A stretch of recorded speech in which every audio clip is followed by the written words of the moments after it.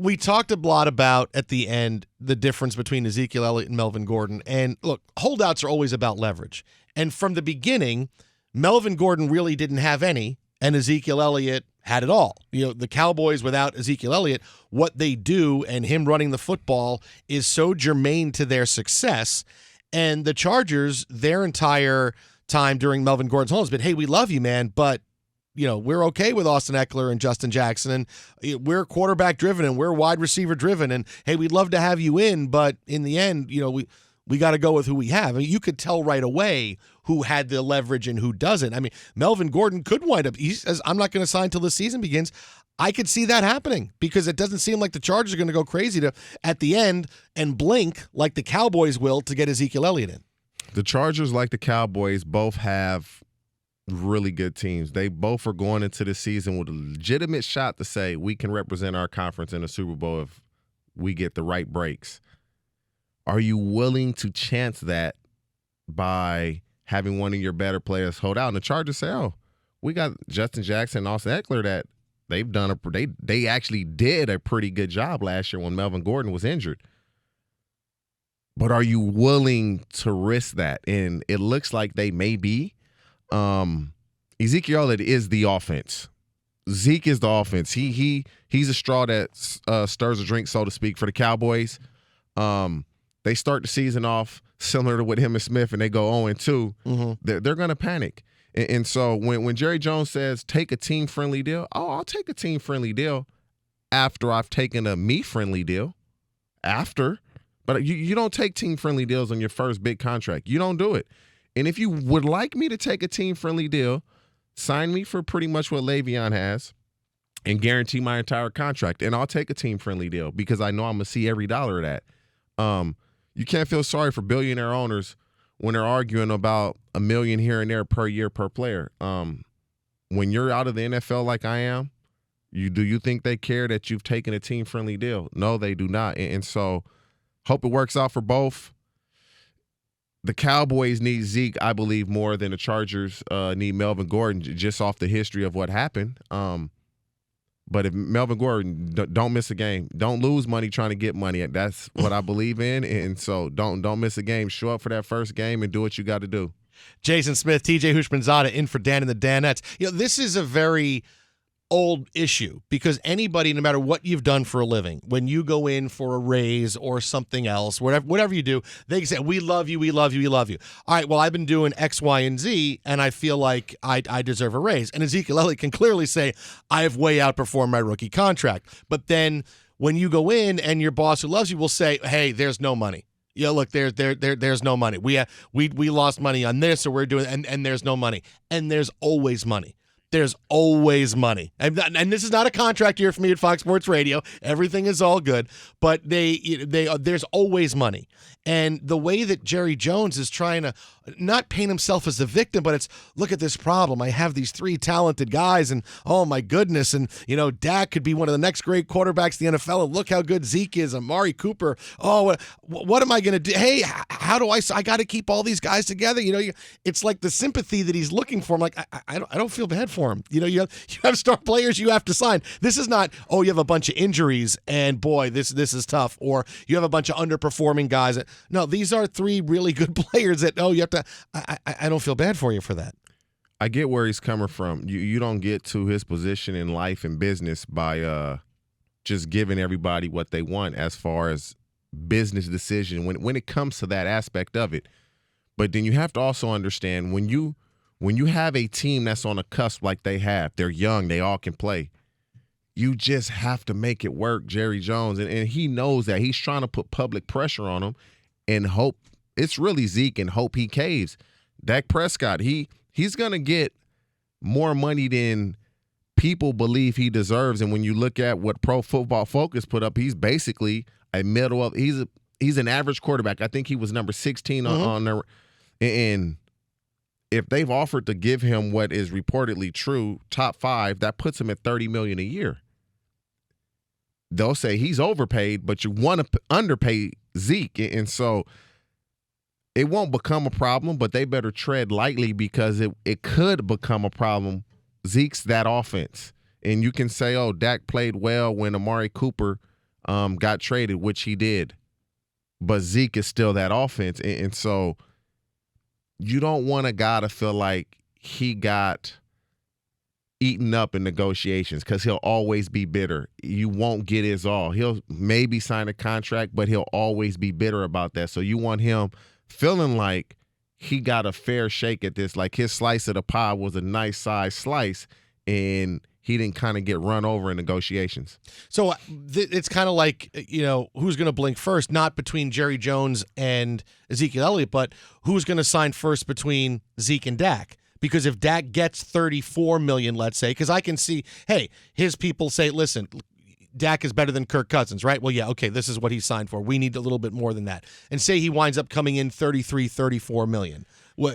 Now suddenly Ezekiel Elliott says, okay, well now there's no way I'm taking less, and now I want even more. I want more than Todd Gurley. There's no way the Cowboys give Dak Prescott $34 million a year. There's no way. I'll walk home on a 405 freeway. Whoa! I'm writing that down right now. Oh, hey, in the pink suit. In the pink suit, gotta go.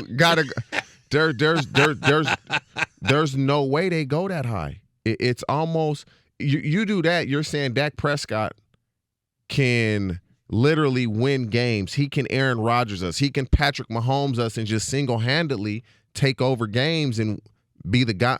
He's not that guy, and that's okay. There's only a handful of quarterbacks that are the reason you win. They're, as we said the other day on here, they're the tractor and not the trailer. And so they're doing all the work. Can he be that guy? It's possible. He's only going into his fourth year, but he needs help. And 90% of the quarterbacks, they all need help. Everybody's not an Aaron Rodgers, a Tom Brady. Patrick Mahomes has great help, but he did great things with great players around him. And so $34 million, wow. I don't see the Cowboys going anywhere near that. I'm saying they max out at 32. Max out. $1 more than Carson Wentz. And if Dak thinks he's going to get more than that, it's his agent wanting to stick his chest out and puff his chest out and look what I got, Dak. But be smart. Walking home on the 405, TJ Houshmandzadeh. He gets $34 million. Man, hey, Jerry, hey, Gators and all, huh? Jerry Jones and Stephen Jones, they not going $34 million? All right, we're going to, we will figure out exactly the money coming up in a few minutes, what it has to be, because now you have to do it. I really don't want to do it. Yeah. We got to figure out the route and everything. We got to figure that out. Man, I'm be taking the surface streets. Take me about 2 days to get home. So we'll have more on 405 north or south. I mean, that's you probably want to go. I'm heading south. Yeah, because you're going downhill for the most part. All right, that's what you want. All right, good call. So if Ezekiel Elliott is going to sign, does he have to sign before Dak? Or because it's interesting the dynamic you said that, look, neither guy can be seen as taking less if the other guy really gets paid. Like if they decide Dak is our priority and we give him 32, 33 million, but we tell Zeke, hey, we're topping out 11, 12 million. Hey, that's going to put me, fifth or sixth. No, I'm not down. I'm not going for that. And you upset him and then he sits out. Who's got to sign first to make this happen? The interesting thing is, and I would have to probably look this up. This is kind of just off the top of my head, but aren't Amari Cooper and Dak both free agents after this year? Yeah, they want to get them done first because Zeke has 2 years. Yeah, you only can franchise one. Now, you have to get one of them done, or you could possibly lose the other because you can't franchise them. Mm-hmm. So you have to get one of them done during the season. Now, when we talk Ezekiel Elliott, to me, it's you sign when you get what you want, whether it's before or after Dak. I think he might be more inclined to sign after Dak because if Dak gets $34 million, he's gonna say, "Oh man, then I gotta hold firm." But now, if Dak takes 31, 30, whatever it may be, he's probably still gonna want what he wants, but he's gonna say, "Okay, I probably can come down from that a little bit." I believe he should be right at Todd Gurley. I don't know what they're asking for, but don't put out that we've offered to make him top 5. With Ezekiel Elliott, should be we offer to make him top 2. and get a little more clarity on that, because top 5, that's a wide range there for running backs. Jason Smith, TJ Houshmandzadeh in for Dan and the Danettes today here on Fox Sports Radio. All right, now let's get to Melvin Gordon, because this is the other part of the holdout, is that the offer on the table is allegedly $10 million a year, and Melvin Gordon wants upwards of $12, $13 million a year, and the Chargers have basically drawn a line in the sand and said, okay, this is kind of what it is. Now, he and I got into it on Twitter a couple days ago about his situation when I mentioned that, listen, whatever he's listening to, I think he's getting bad advice, because the Chargers have decided, for whatever reason, this is how we value you. And you don't quite have the leverage that Zeke has. Melvin Gordon's got injury issues, and we want to pay you $10 million a year, and only 3 running backs make $10 million a year in the NFL.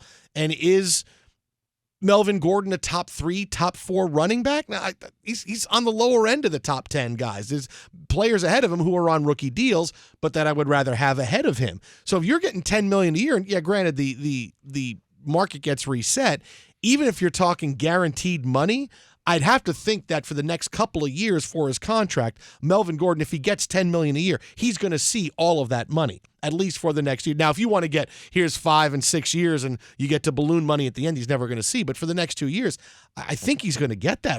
I don't see why he's not in yet.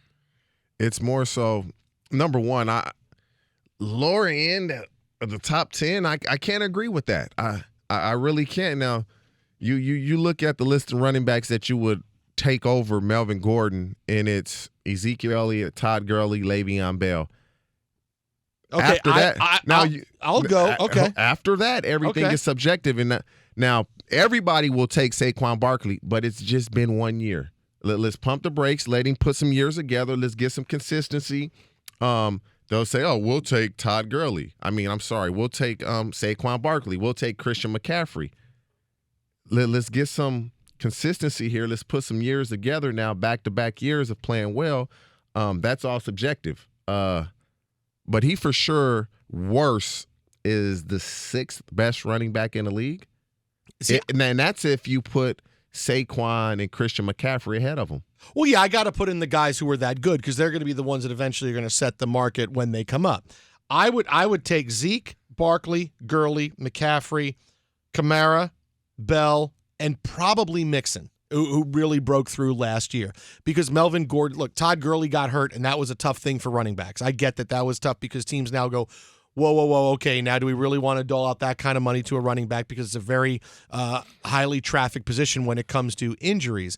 But I have him in the periphery of the top 10. So you're talking about if you even have him at 4 or 5, and I got him at 8, there's only, like I said, there's only 3 guys making over $10 million a year right now. So you say, okay, here's $10 million. That should be a pretty good slot for Melvin Gordon, no? I mean, you have to understand that Saquon Barkley, Christian McCaffrey, Joe Mixon are all on their rookie deals, and so that kind of skews it somewhat. You look at the guys who have skin in the game, so to speak, the Todd Gurleys, the Le'Veon Bells, and Ezekiel Elliott's. Only 2 of those guys have signed a new deal, and so you would really base it off of those 2. Devontae Freeman signed in Atlanta. I would put him under Melvin Gordon. So when you say my peers, you have to say the guys that if you're not as good as them and people don't perceive you to be there, okay, I fall right under them. And them is Todd Gurley and Le'Veon Bell. They're the only 2 that have signed deals that are not on rookie deals that he says, if I'm not on their level, I'm just under that. Where do they fall? Okay, I'll fall slightly under that. And where does that put them? Around $12 million a year. And that's what he wants. And so when you look at it from that perspective, don't worry about the rookie backs. Let's worry about the guys that have reached second deals and what they have. Okay, I'm not on that level. I fall right under that. That's where I should be. You sound like an agent. Because I would say, wait, but I want to talk about the guys I'd rather have. No. Let's talk about the guys who are not on rookie deals. I just thought about that and just kind of put that together, and I think that's how it should go. We can't don't bring in these rookie contracts and say, well, this is what they're on rookie deals. What you think Saquon Barkley going to get in 4 years when his deal is up? $1 billion. He's for sure getting 15. He's for sure. So sure he is, yeah. Christian McCaffrey, the same thing. And I bet they won't compare you to Christian McCaffrey and Saquon then. So, yeah, hold strong, Melvin. I just made a great point for you, Wow, man. look at you. Those two guys is where you should fall under, not the rookie contracts. You should fall just under Gurley and Le'Veon Bell, and that should put you at $12 million a year. Melvin Gordon's new unofficial agent, TJ Houshmandzadeh. I'm alongside here on this show. Put me on retainer, Mel.